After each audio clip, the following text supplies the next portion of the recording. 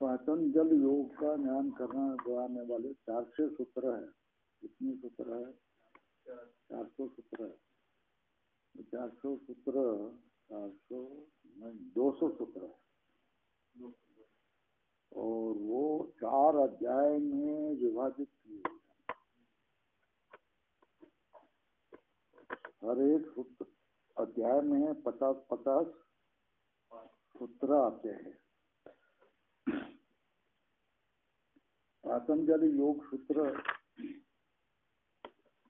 ये तो लोकेस्मिन् द्विधा निशा पुरा प्रोक्ता मया न ज्ञान योगेन संख्यानाम कर्म योगेन योगेन, ये लिखो यार, ये सब लिखो।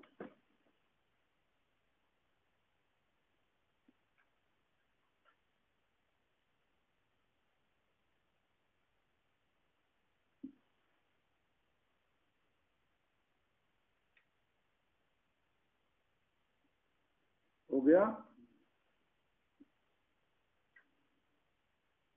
तो 2 योग बता दे रहे हैं,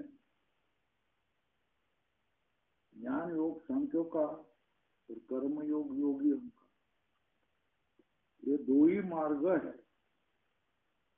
तो ये योग मार्ग मतलब कर्म मार्ग है, इंद्रियों पर संयम रखने का मार्ग।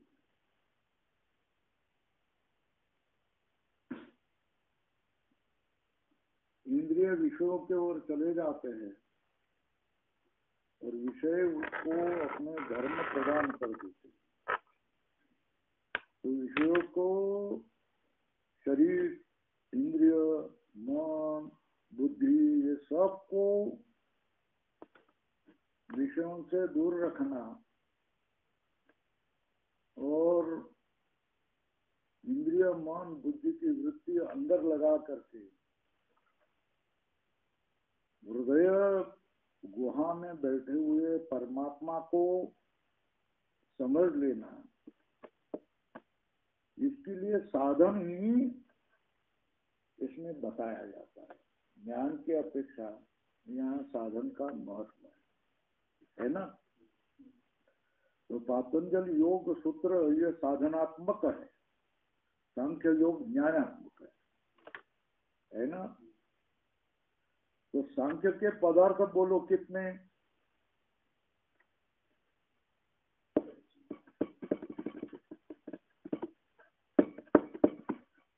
प्रकृति आदि 24, पुरुष 25, बराबर है। तो यहां लिखो ये सांख्यों का ही ये परिशिष्ट है, ऐसा समझ लेना। सांख्य के 24 पदार्थ, अधिक पुरुष अधिक ईश्वर, ये कितने पदार्थ हो गए? योग के पदार्थ हो गए। बोलो सांख्य के कितने पदार्थ? 24 अधिक 1 पुरुष, 25 पदार्थ। योग के कितने? 24 अधिक 1 पुरुष अधिक 1 ईश्वर, बराबर है।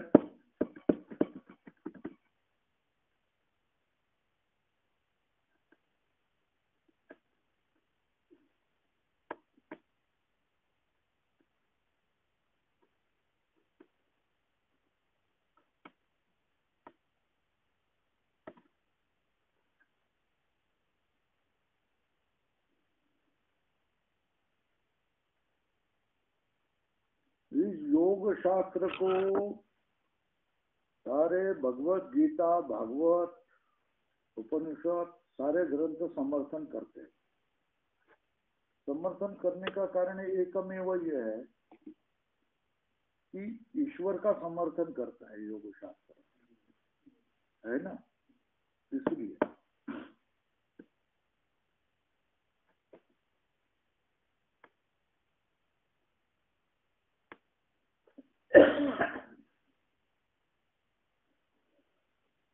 पुरुष विशेष ईश्वर का प्रतिपादन करके उसके शरणागत जो हुआ है उसका आत्म साक्षात्कार का कारण है।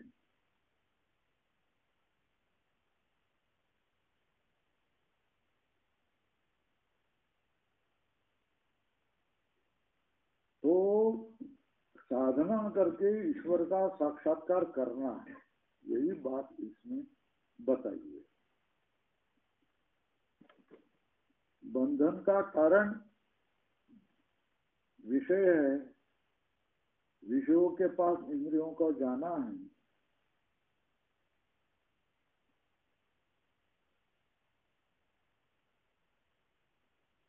तो पहला ही सूत्र है,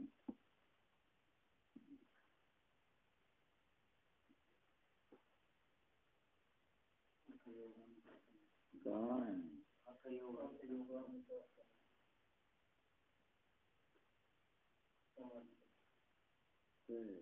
वो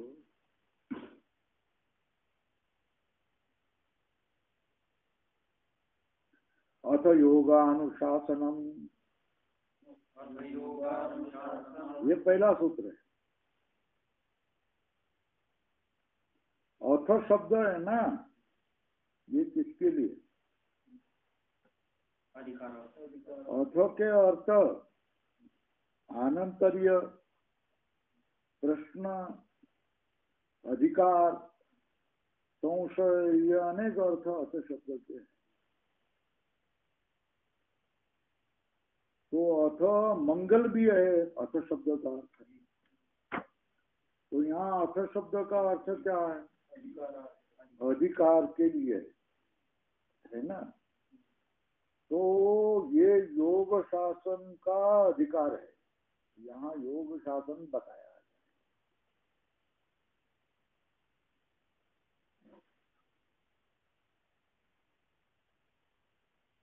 तो उसका अर्थ क्या हो गया? योग अनुशासन को जानना चाहिए।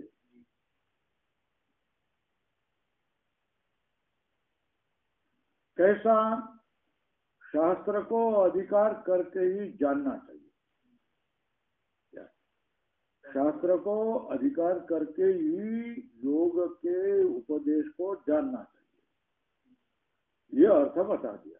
शास्त्र मान करके ही, शास्त्र का अध्ययन करके ही जिन्होंने शास्त्र का अधिकार किया है, उन्होंने ही योग का अनुशासन करना चाहिए और जानना चाहिए। योग का अर्थ क्या है? योग का अर्थ क्या? समाधि। तो योग का अर्थ समाधि है ना। तो समाधि किसका धर्म है? है ना। च का अर्थ है तू, वह तो तू शब्द का अर्थ किंतु है ना। तो तू शब्द का अर्थ च है, च का अर्थ है तू शब्द। सार्वभौम चित्तस्थ धर्म है ना। क्या वो धर्म है? किसका? चित्त का। मगर चित्त का क्या बता दिया? सार्वभौम चित्त से धर्म।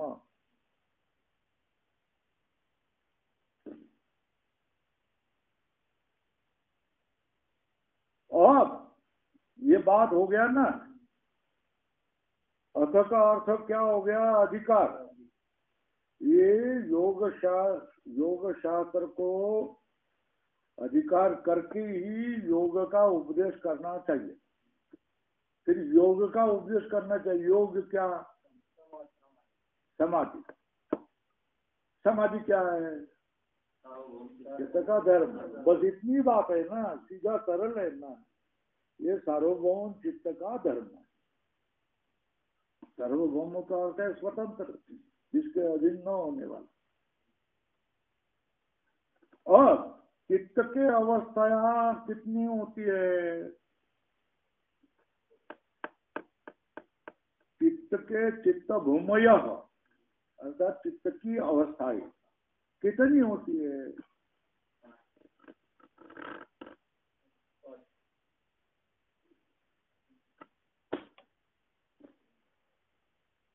कौन सी?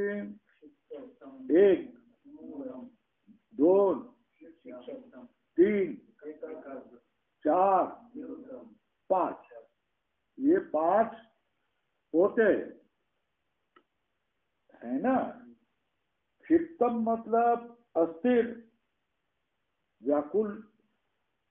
मूढ़ मतलब मोह को प्राप्त हुआ है, कुछ समझ में नहीं आ रहा है। विक्षिप्तम मतलब व्याकुल। क्षिप्तम, मूढ़म, विक्षिप्तम। उसके बाद में एकाग्र और निरुद्ध, 5 बातें बता दी।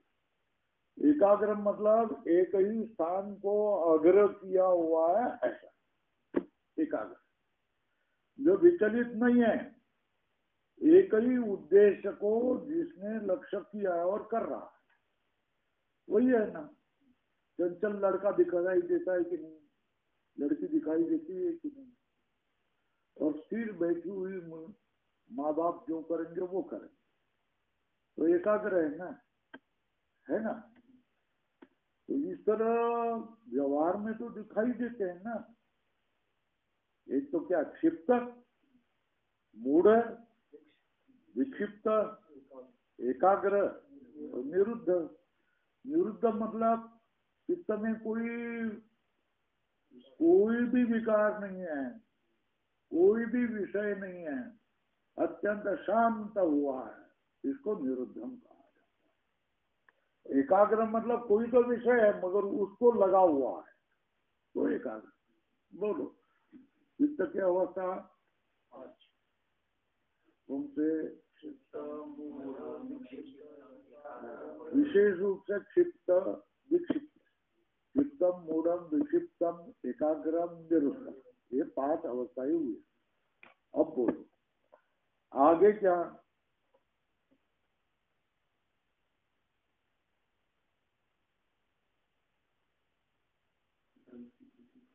और 2 समाधि है तो तत्र विक्षिप्त चेतसी है ना। अगर चित्त विक्षिप्त होगा तो विक्षेप उपसर्जनी भूत समाधि, विक्षेप का विरुद्ध होने वाला समाधि में योग पक्षे वर्तते। योग के मत में विक्षिप्त चित्त में विक्षेप का विरोधी होने वाला है ना समाधि, योग मत में संभव नहीं। ये बात सीधी होगी ना। क्या बात होगी, चित्त अगर विक्षिप्त होगा तो विक्षिप्त चित्त में विक्षेप का विरोधी होने वाला समाधि नहीं हो सकती, योग पक्ष में नहीं हो सकती, योग मत में तो नहीं। जैसे दिन हो तो रात्रि कैसी हो सकती है, नहीं हो सकती ना, विरोधी है ना। ये बात होगी। समाधि में 2 भाग है, संप्रज्ञात समाधि और असंप्रज्ञात समाधि। हो गई बात। क्या समाधि के भाग कितने, संप्रज्ञात समाधि, असंप्रज्ञात समाधि। असंप्रज्ञात समाधि की बात बता रहे, चित्त एकाग्र होना चाहिए,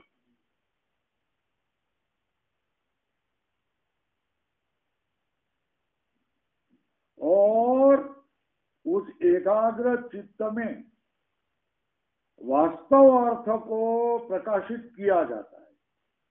एक दूसरे क्या, क्लेशों को क्षीण करता है।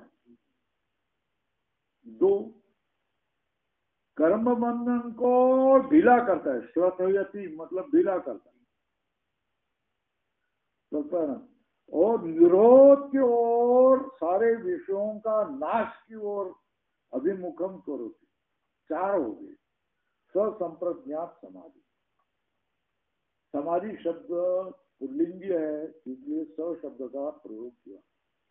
संप्रज्ञातो योग इति आख्यायन। संप्रज्ञात समाधि आख्यायते मतलब कहा जाता है। लग गई बात या नहीं लग गई? बोल, कितनी बात है? संप्रज्ञात समाधि कौन सी? एकाग्र चित्त में वास्तव अर्थ को प्रकाशित करता है, एक। दूसरा, क्लेश बंधन को क्षीण करता है ना?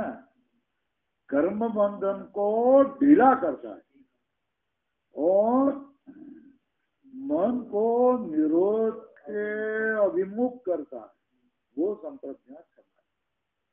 संप्रज्ञात समाधि में दरवाजा लगाओ।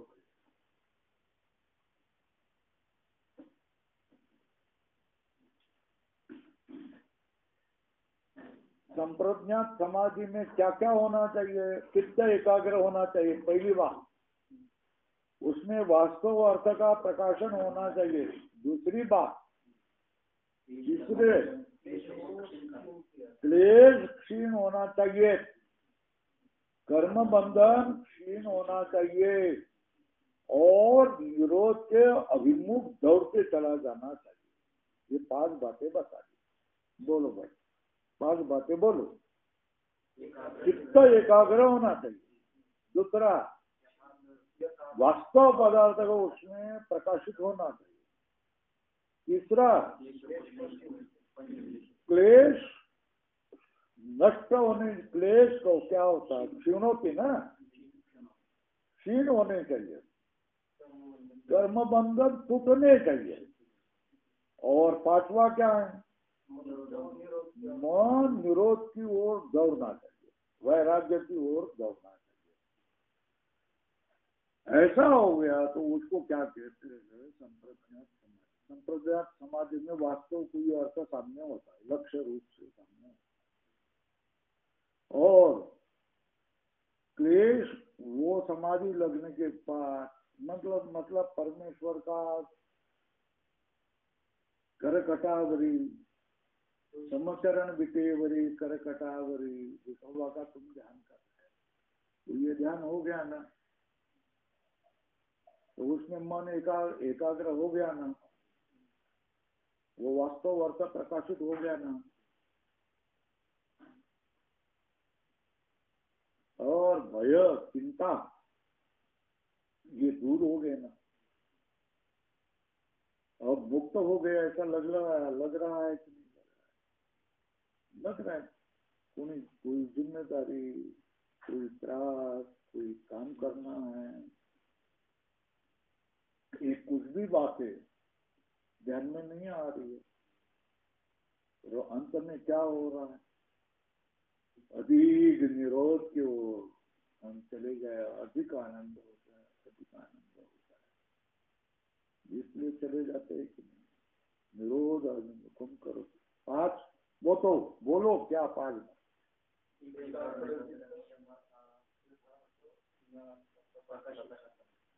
हाँ,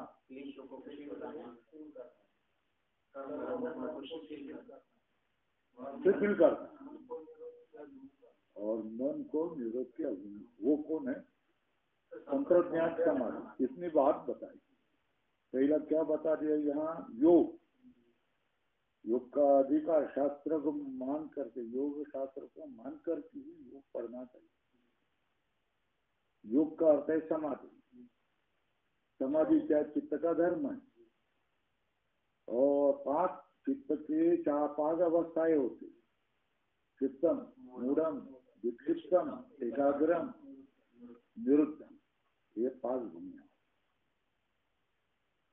ये भी बता दिया विक्षेप हो तो समाधि संभव है, ये भी बता दिया। तो समाधि कितनी है? संप्रज्ञात, असंप्रज्ञात। तो संप्रज्ञात समाधि कौन सी? एकाग्र चित्त में वास्तवभूत अर्थ प्रकाशित होता, वो प्रकाशित होने पर क्लेश क्षीण हो जाते हैं, कर्म बंधन शिथिल हो जाते हैं और निरोध की ओर मन या चित्त दौड़ने लग जाता है तो उसको क्या कहेंगे? संप्रज्ञात समाधि। तो संप्रज्ञात योगो आख्याति। और संप्रज्ञात समाधि में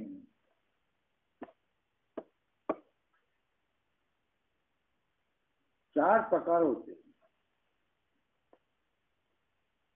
वितर्क अनुगत संप्रज्ञात, विचार अनुगत संप्रज्ञात, आनंद अनुगत संप्रज्ञात, अस्मिता अनुगत। वितर्क, विचार, आनंद, अस्मिता अनुगत, ये उपरिष्टात् निवेद विषयाम आगे बताएंगे। तो संप्रज्ञात कितने प्रकार का होता है? वितर्क, विचार, आनंद और अस्मिता। आनंद का अनुभव, अपने अहंकार का अनुभव, विचार का अनुभव और वितर्क का अनुभव, ये सबका अर्थ क्या है, उनके लक्षण क्या है, उसके दृष्टांत क्या है, ये सब आगे बताएंगे। अब बच गया कौन? समाधि का दूसरा भाग, असंप्रज्ञात समाधि बच गई। तो असंप्रज्ञात समाधि का, असंप्रज्ञात समाधि का अर्थ क्या है?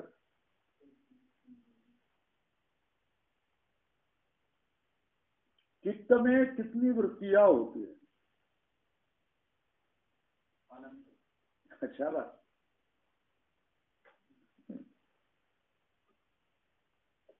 याज्ञवल्क्य ने अपने पत्नी को क्या कहा? तो वैसे तो पहले ही तू क्या कहती, अच्छी थी, और अभी भी क्या करते? प्रियम भाषते, अभी तो प्रिय बोल रही है ना? ये जैसा किया है कि पहले से ही अच्छा रहना, और जब पूछा तब झट उत्तर दे देना, तो सामने वाले को बड़ा आनंद आया। वैसा तू किया तो किसके बारे में पूछा? चित्त में वृत्तियां कितनी? वो अनगिनत, इंग्लिश में इनफाइनाइट, ठीक है ना? उसका संस्कृत में अनंत। कितनी अनंत वृत्तियां होती है ना? तो वृत्ति का अर्थ क्या है?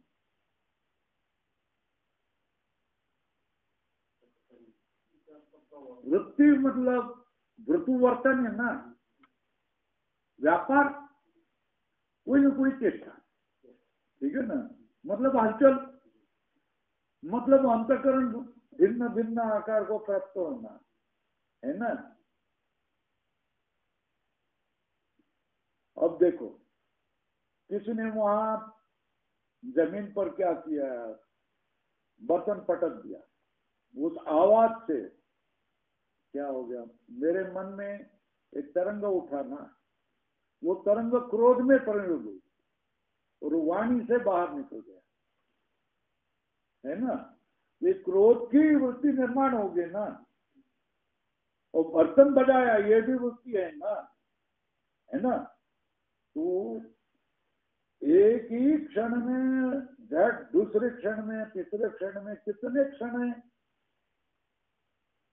सारे एक दिन में कितने क्षण है? गिन लो, गिन सकते? जैसे तुम्हारे सिर के बाल गिन नहीं सकते, तो दिन में क्षण कितने होंगे वो थोड़े गिनेंगे। सेकंड गिन सकते, है ना? 12 गुणिले 60 गुणिले 60, इतने सेकंड तो गिन सकते हैं। मगर क्षण, जो सेकंड का भी कुछ भाग है, उसको गिनना असत्य है। तो उतनी वृत्तियां होती है ना? मगर तो फिर असंप्रज्ञात समाधि कैसा है कि अंतःकरण में एक भी वृत्ति नहीं होना। क्या उसको क्या कहते हैं? निरोध असंप्रज्ञात समाधि सर्व वृत्ति निरोधे तू असंप्रज्ञात समाधि।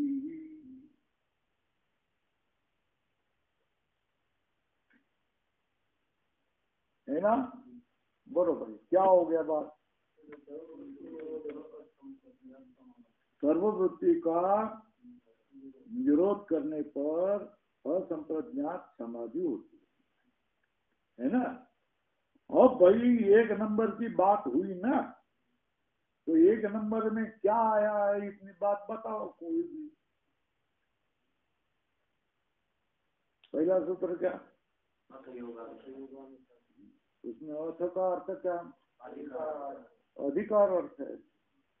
मतलब इसको तुम शास्त्र मानो, शास्त्र को अधिकार करके ये उपदेश योग को तुम जान लो, समझ। ये सीधा साधा अर्थ है। बोलो योग का नाम क्या? तो बात किसके बारे में यहाँ क्या चलेगी? दूसरा कुछ नहीं, कर्म नहीं, दूसरा कोई कर्म नहीं, ज्ञान नहीं, यहाँ बात किसकी चलेगी? समाधि, है ना? तो समाधि के बारे में क्या कह रहे हैं? बोलो, आगे बोलो। हाँ, समाधि क्या है? सार्वभौम चित्त का धर्म है। मेरे से तुम्हारी बुद्धि अच्छी है ना, ताकि बुद्धि नाठी कहते हैं ना। तो धर्म योग क्या है? चित्तवृत्ति का धर्म है। चित्त कितने प्रकार का होता है? कौन से?